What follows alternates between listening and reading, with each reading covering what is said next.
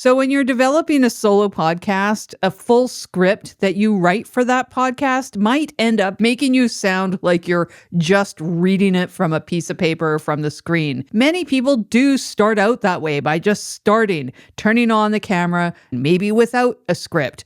And that's fair, and it makes sense for a lot of people. But if you're just winging it like that, just starting without a script, hitting record can sometimes lead to rambling or going off topic or repetition or a lot of nerves, and maybe all the ideas go out of your head and you script it and then you sound like you're reading a script.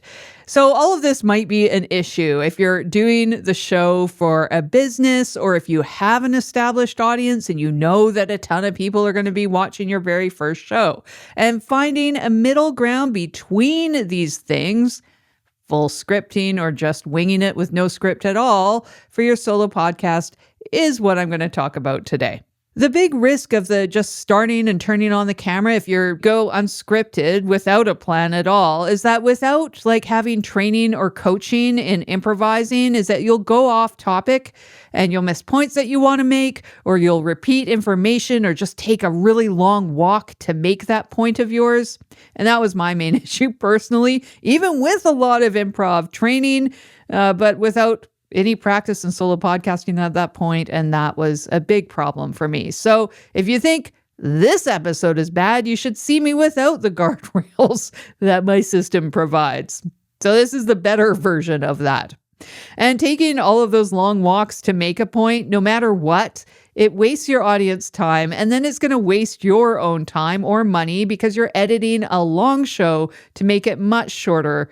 And that can also end up introducing errors and gaps and stuff like that if you edit out chunks and you don't have continuity in mind. So today I'll show you how I structure my shows made here at StereoForest into a format. I'm Jen DeHaan, and I love solo podcasting, and we're going to go over the basics of how I turn my notes into bullet points that are really easy to read from and help you keep on track throughout an episode.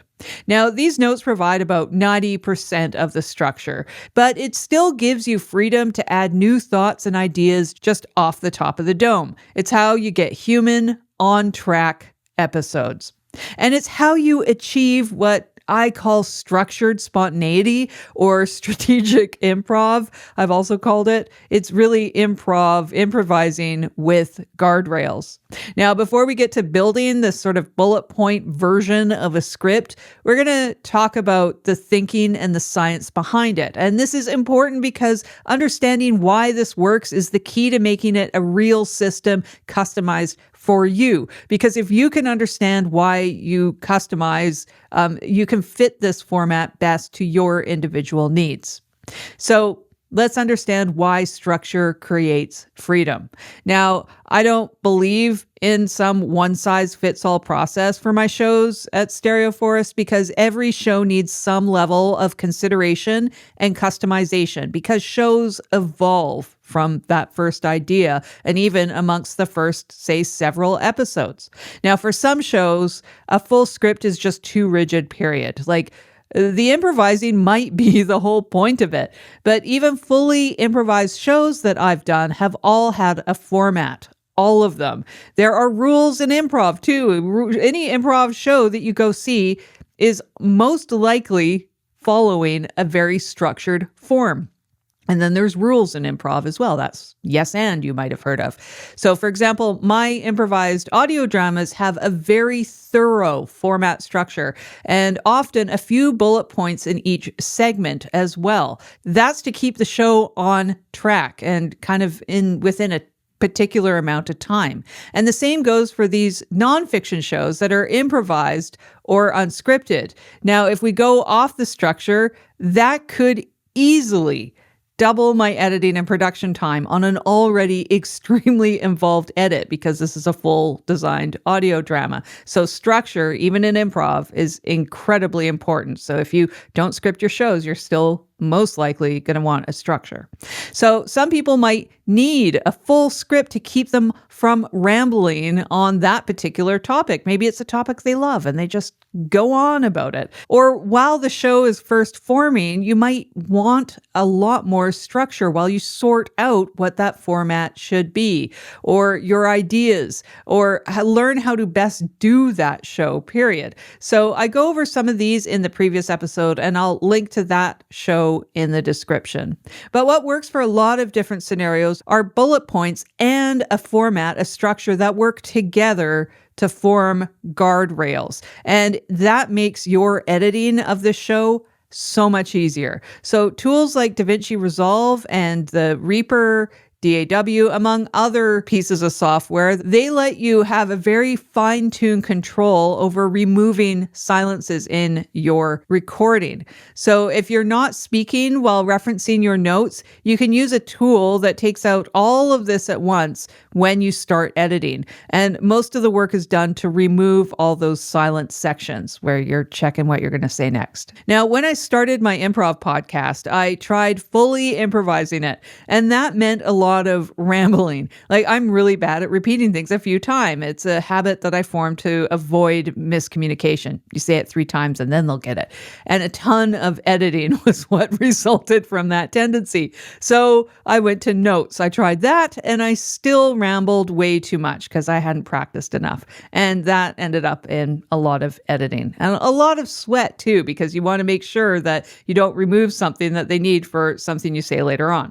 Now, when I went to a full script for my shows, then it started feeling a little bit too restrictive. And even I'd notice in the moment, well, I don't really want to say it that way. And then that causes problems. So then I landed on something sort of in between those. And that's what I'm going to describe here. And it's what I generally now use the most for my episodes, but not all of my shows. But it's a pretty good spot in general to shoot for. The academic term for this is called extemporaneous speaking.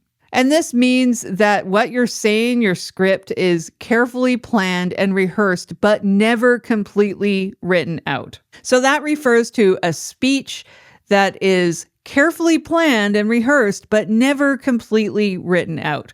And one of the main points for this is to increase the perception of credibility and knowledge.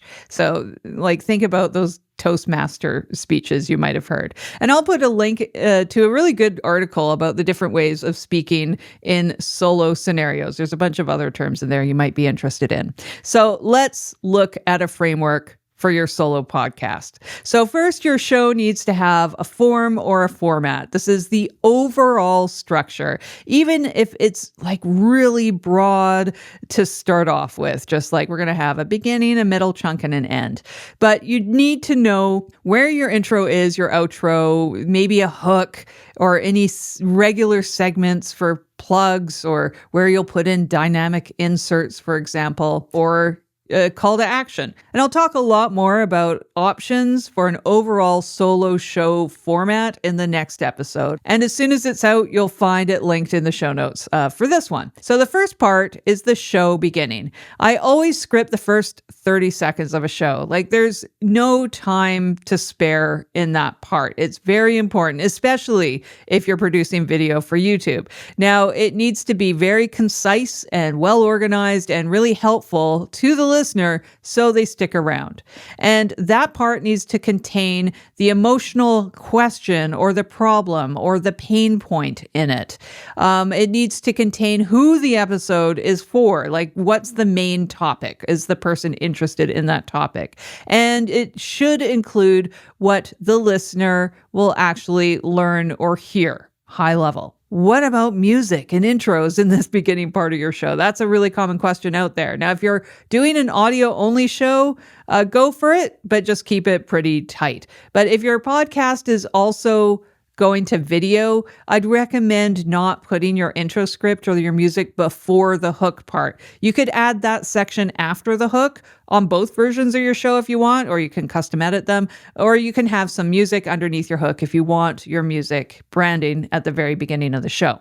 Now, the next part of your show is going to be the main points that you're talking about. This is the meat of your script. Now, you can use a short list of the main ideas that are forming your argument in this section. And really, your only job here is to just talk your way from one point to the next point, and that's it. But having these bullets in place, that's going to reduce your cognitive load from trying to remember all those things that you wanted to say, because you know they're right there for you. And it actually helps you be more spontaneous and more just like yourself, because you're not using that part of your brain to try to remember all those points you want to make. Now, the next part here is the subpoints. So under each main point, you need to write any really important, like say names or story points or data, numbers. These are the things that you have to say that you cannot forget. That's what you're going to put in these sub bullets. And this is, again, for your cognition. It's your safety net, and make sure that you get everything in that video that you want. And the level of detail is going to really depend on your level of experience and your confidence. You also want to think about the transitions between each of these points. If you can add like statements of where you're headed in your podcast episode and why you're talking about something before you get to that point, because that can really help with anticipation and curiosity and understanding. And all of those things are great things to have in a podcast. So for me, I'm a verbal processor, so I end up with notes that are still notes, but closer to scripts. And I just leave a lot of room for improvising and adding what I need to in the moment. And I will always change words and sentences as I'm scanning them. And I'll add additional points as I think about them. But the more fully fleshed out my notes are, those guardrails, the more that I keep on track and I don't over-explain everything. And my notes between what I make and the videos are still incredibly different, but they're much easier to edit. Now, this is absolutely an area where you'll need to test and figure out what level of detail works best for you, considering both the recording and the editing parts and what you're comfortable with and what sounds most like you, the actual human, when you record. And one final note is that there are fully scripted solo podcasts out there that are just wildly successful. And that's a lot due to the experience and the talents of the humans reading them, but mostly the experience. Now, think about some of the very long narrative storytelling solo podcasts, things like Hardcore History, perhaps, reps and practice. That can make a fully scripted show not sound or feel like it's just being read. It's very, very enjoyable, even if it's being read. So remember that a hybrid note approach is just one option. You don't have to do it. You might use different formats and methods depending on the show, on your brain, or just the day. What kind of day you've been having? Oh, it's been a day. Last part of your show is the outro. So I always script the end of the show, like the last 30 seconds or whatever it is, whatever's closing out your episode. Unless you said it a million times and it's pretty much memorized, you probably want to script this part. Now, you've been talking pretty open, pretty freely, but you just need that ending to be strong, clear, tight, to wrap up the episode. And you don't want to leave things like your call to action or a plug or whatever, the name of another episode or your website, a survey, etc. You don't want to leave that stuff by chance. Or your show credits, like who you need to credit. If you have analytics for your show already, figure out the average of when people might drop out and place your call to action accordingly. And then you can just add whatever's left, like the credits or a URL or something, to the end of your show. And you can even pre-record this part if it's consistent, if it's the same every single time, and just add that clip to the end of the show.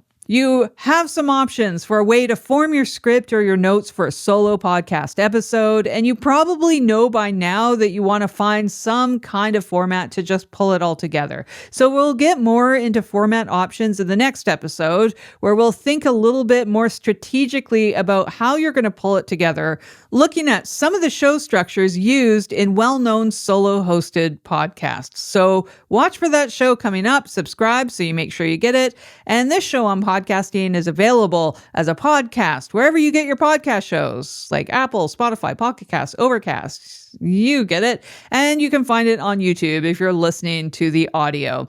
And you can find out more about this show and get in touch with me with any questions you might have at StereoForest.com. Bye for now.